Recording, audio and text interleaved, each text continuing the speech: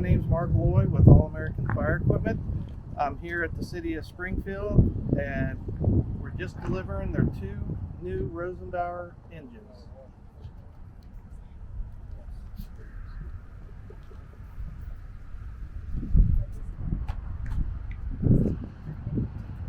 So we'll start with engine 6. Is a Commander, a 70-inch cab, 11-inch raised roof. You can see in the front, they got a front intake. They got a hose well for a trash line in the front for 100 feet of trash line hose with a federal Q. One of the neat things about these engines in the custom 1/4-inch steel bumper that we make is we made a drop-down tray. So deployment for their trash line out of the front bumper hose well is very easy and nice and clean.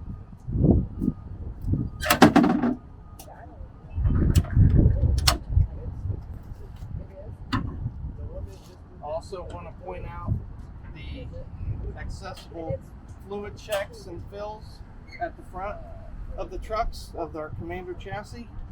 You've got your windshield washer fluid fill here, engine oil fill here. You got your dipstick for your engine oil.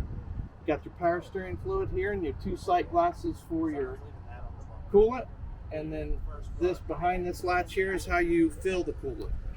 So you can check all your fluids except your transmission fluid from the front of the truck without tilting the cab.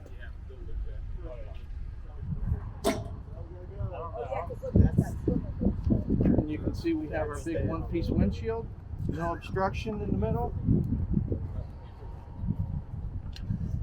Again, like I said, this is our 70-inch cab. They have seating for 4 firefighters. Usually you have a crew of 3, but they have extra seating for 4.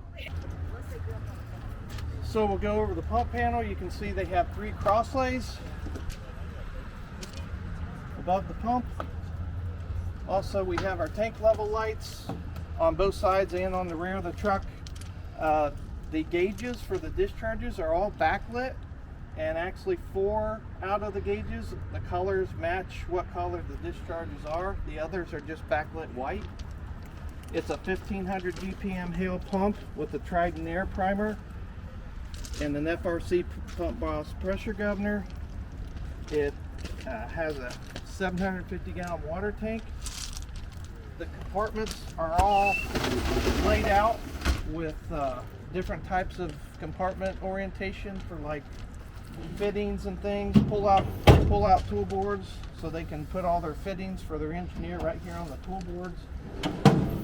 The guys at Springfield really put a lot of time into thinking how they were going to store stuff on this truck, and as we go through you can see in the compartments how they're organized. They're going to put their pony sections for their hydrants in here, their hose, SCBA storage here. This over the wheel compartment has 1 pull-out tilt-down shelf and 1 slide-out shelf, and these are all adjustable within the compartment. The other thing I want you to notice is our compartment width is our door opening. So that allows these shelves to be wider, and then our compartment lighting is tucked in this extrusion so it's not going to get banged up. This is a fuel door behind the rear wheels. We have another pull-out drop-down, another slide-out, and then they wanted this compartment for hose. Moving on to the rear. One of the best features of Rosenbauer apparatus is our easy climb ladder.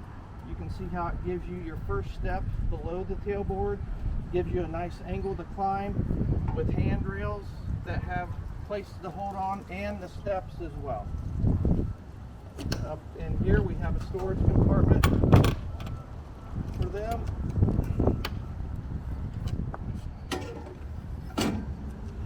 We have a rear backup camera. Actually it's 3 sides. They have cameras on right side, left side, and the rear. They have a pull-out tray back here.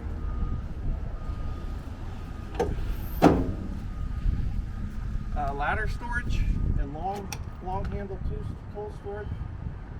Back here, we have 2.5 rear discharge. Scene lighting on the rear. This rear compartment, they took a lot of time to design this. We designed this specifically for them. We have a floor dry fill that is just pull out. You have a butterfly latch to put the oil dry in the hopper, and it dispenses out the bottom. Real easy to dispense out the bottom. We have another pull-out tray here, a couple adjustable shelves here, some more SCBA storage in the wheel wells. Above the wheel, we have one pull-out, tilt down, and one pull-out tray in this compartment. This compartment here has a fully adjustable, well, this shelf is permanent, but this shelf is pull-out, and then this pull-out tool board has pockets for things to be set into, and you can mount to the side on this with the permanent divider. You can see how we hinge the entire pump panel on the officer side. So if I took these elbows off and the steamer cap, I could undo all these latches and we could expose the whole interior of the pump. That's really going to pay off when you have to rebuild valves or do any type of maintenance. They can swing this completely open and access without having to come up from underneath or in from the top. It also, you can't see it without tilting the cab, but it also has an access panel on the front of the body. Actually, it's on the front of the pump module that you can take off. It's almost the complete front of the pump module, so you can tilt the cab, open this, take off that door in front of the pump module, and you can access the pump completely. Again, this is a transverse. This is what you get with our 70-inch cab. Also, our 78-inch cab has this, but it's just bigger. They got backlit handrails on the inside and outside. So they come on with the park brake, and they're white on the inside and amber on the outside.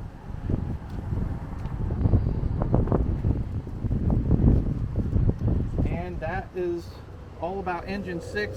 Engine 5 is sitting right over there, and it's identical to engine 6. They made them the same, so as guys maybe go from one station to another, the familiarity with the apparatus will help the guys transition if they get moved to a different station.